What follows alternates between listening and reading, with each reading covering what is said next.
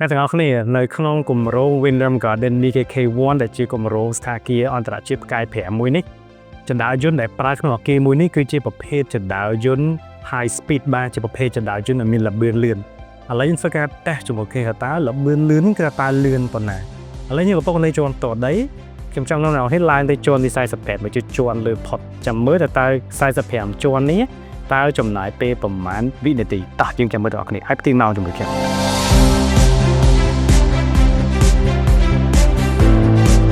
នេះគឺជាចណ្ដើរយន្តដែលបន្តរឿយៗទាំងស្រុងទេដោយសារតែគម្រោងកំពុងស្ថិតនៅការសាងសង់មិនដែរយើងអាចប្រើប្រាស់បានហើយយើងអាចផ្ទៀងមកជាមួយគ្នាតែចំណាយពេលប្រមាណវិនាទីដើម្បីឡើងត្រឡប់លេង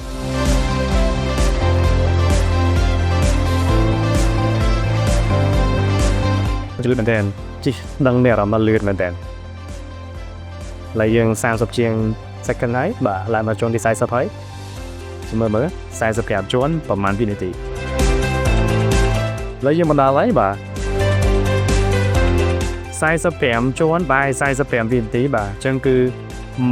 មកជាន់គឺ1វិនាទីអញ្ចឹងលឿនមែនតើមិនងាយរកបាននោះទេអញ្ចឹងមកជាន់នេះចណ្ដើរយន្តរហូតដល់ទៅ8ហើយចណ្ដើរយន្តនីមួយៗជាភេទចណ្ដើរយន្ត high speed ទៀត